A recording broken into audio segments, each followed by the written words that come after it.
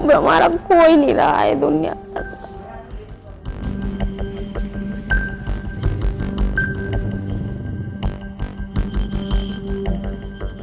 கடந்த 2002ஆம் ஆண்டு குஜராத் கலவரத்தின் போது ஒரு கர்ப்பிணி முஸ்லிம் பெண்ணான பில்கிஸ் பானுவை ஒரு கும்பல் கூட்டு பாலியல் வல்லுறவு செய்தது.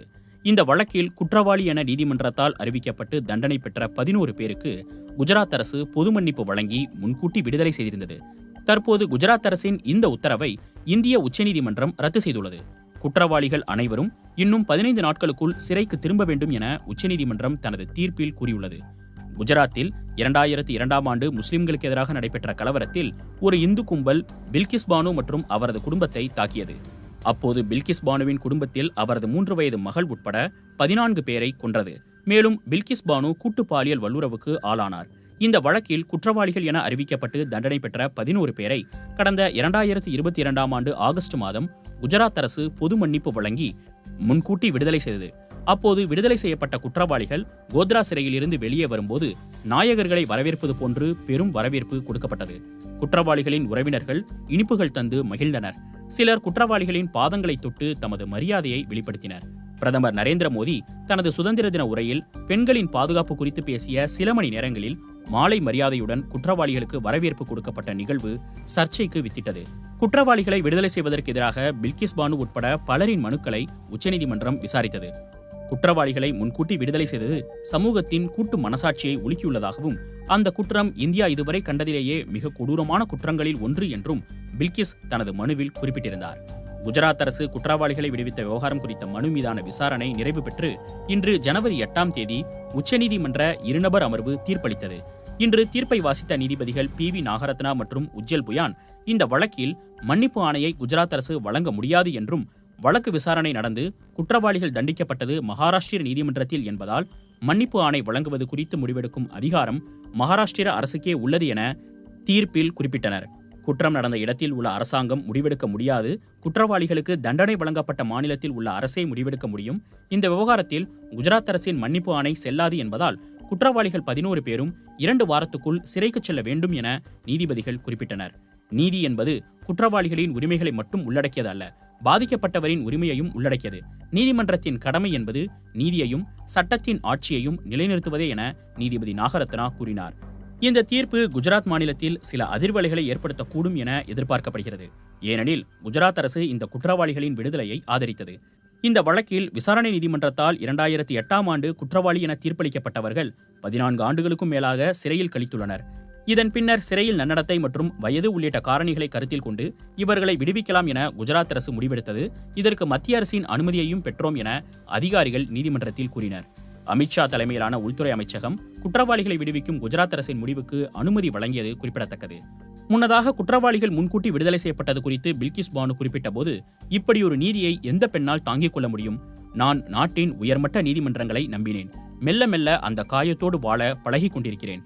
குற்றவாளிகளின் விடுதலை எனது அமைதியை பிடுங்கிவிட்டது, நீதி மீது இருந்த நம்பிக்கையை அசைத்துவிட்டது என்றார். இந்த கொடுமையை திரும்ப பெறுங்கள், நான் அச்சமின்றியும் அமைதியுடனும் வாழும் உரிமையை எனக்கு தாருங்கள் என குஜராத் அரசுக்கு அவர் கடிதம் எழுதியிருந்தார். கோத்ரா நகரத்தில் ஒரு பயணிகள் ரயில் எரிக்கப்பட்டதில் 60 இந்து யாத்ரீகர்கள் கொல்லப்பட்டனர். அதைத் தொடர்ந்து நடந்த குஜராத் கலவரத்தின் போது பில்கிஸ் பானு குடும்பத்துக்கு நடந்த விஷயம் மிக கொடூரமான குற்றங்களில் ஒன்றாகும். பயணிகள் ரயிலுக்கு முஸ்லிம்கள் தீ வைத்ததாக கூறி இந்து கும்பல் வன்முறையில் இறங்கியது. முஸ்லிம் மக்கள் வாழும் பகுதியில் கடும் தாக்குதல் நடந்தது. 3 நாட்களில் 1000க்கும் அதிகமானோர் இந்த வன்முறையில் கொல்லப்பட்டனர். இதில் பெரும்பாலானவர்கள் முஸ்லிம்கள் என்பது குறிப்பிடத்தக்கது. அப்போது கோத்ராவுக்கு அருகே உள்ள ரண்டிக்பூர் எனும் கிராமத்தில் உள்ள தனது பெற்றோரை பார்க்க 19 வயது கர்ப்பிணி பில்கிஸ் பானு தனது 3 வயது மகளுடன் சென்றார். வன்முறையாளர்கள் அந்த கிராமத்தை தாக்கிய போது முஸ்லிம்களின் வீடுகளுக்கு தீ வைத்தனர். அப்போது தனது குடும்பத்தோடு தப்பிக்க ஊரை விட்டு ஓடியதாக பில்கிஸ் பிபிசியிடம் கூறினார். பில்கிஸ் பானு குடும்பத்தில் அவரது மகள், பில்கிஸின் அம்மா, இன்னொரு கர்ப்பிணி உறவினர், அவரது சகோதரிகள், உறவினர்கள், 2 ஆண்கள் உள்ளிட்ட 17 பேர் தப்பிப்பதற்காக ஓடினர். அடுத்த சில நாட்களில் அவர்களது குடும்பம் கிராமம் விட்டு கிராமம் பயணித்தது. மசூதிகளில் தஞ்சமடையவோ இந்து அண்டை வீட்டாரின் கருணையை எதிர்பார்த்தோ அவர்கள் ஓடினர். 2002ஆம் ஆண்டு மார்ச் 3ஆம் தேதி ஒரு கும்பல் கம்பு மற்றும் அரிவாள்களுடன் பில்கிஸின் குடும்பத்தை தாக்கியது. அப்போது அந்த கும்பலில் ஒருவன் எனது மகளை எனது மடியில் இருந்து பறித்து தரையில் அடித்தான். எனது மகளின் மண்டையை பிடித்து ஒரு பாறையின் மீது மோதினான் என பில்கிஸ் பின்னாளில் தெரிவித்தார். பில்கிஸ் பானுவை தாக்கிய வன்முறை கும்பலில் இருந்தவர்கள் பலரும் அவரது அண்டை வீட்டில் வசிப்பவர்கள். பில்கிஸ் தான் வளரும்போதே இதில் பலரையும் கிட்டத்தட்ட தினமும் பார்த்து வந்திருக்கிறார். ஆனால் அந்த வன்முறையில் பில்கிஸின் ஆடைகள் கிழிக்கப்பட்டன. அவரின் கெஞ்சலையும் பொருட்படுத்தாமல் கர்ப்பிணி பெண்ணை பலர் வல்லுறவு செய்துள்ளனர். அவரின் உறவினர்களில் இருந்த ஒரு பெண்ணுக்கும் 2 நாட்கள் முன்புதான் குழந்தை பிறந்திருந்தது. அந்த பெண்ணும் வல்லுறவு செய்யப்பட்டு கொலை செய்யப்பட்டார். 2 நாள் பிஞ்சு குழந்தையும் கொலை செய்யப்பட்டது. பில்கிஸ் பானோ வல்லுறவின் வாயிலாக சுயநினைவை இழந்து மயங்கி கிடந்ததால் அவர் இறந்துவிட்டார் என நினைத்து வன்முறையாளர்கள் விட்டுச் சென்றதால் பின்பு பானு உயிர் பிழைத்தார். இந்த படுகொலையில் 17 பேர் கொண்ட இந்த குடும்பத்தில் பில்கிஸ் பானு தவிர முறையே 4 மற்றும் 7 வயதுடைய 2 சிறுவர்கள் மட்டுமே உயிர் பிழைத்தனர். பில்கிஸ் பானுவின் நீதிக்கான போராட்டம் மிகவும் கடுமையானதாகவும் மிக நீண்டதாகவும் இருந்தது. சில போலீஸ் அதிகாரிகள் மற்றும் அரசு அதிகாரிகள் அவரை மிரட்ட முயன்றதாக ஆவணப்படுத்தப்பட்டுள்ளது. இந்த விவகாரத்தில் ஆதாரங்கள் அளிக்கப்பட்டுள்ளன. இறந்தவர்கள் உடற்கூராய்வு செய்யப்படாமல் புதைக்கப்பட்டனர். பில்கிஸ் பானுவை ஆராய்ந்த மருத்துவர்கள் அவர் வல்லுறவுக்கு உள்ளாக்கப்படவில்லை என கூறினர். பில்கிஸுக்கு கொலை மிரட்டல்களும் வந்துள்ளன. இவையெல்லாம் ஆவணப்படுத்தப்பட்டுள்ளன. 2004ஆம் ஆண்டு இந்த வழக்கை உச்சநீதிமன்றம் சிபிஐக்கு மாற்றியது.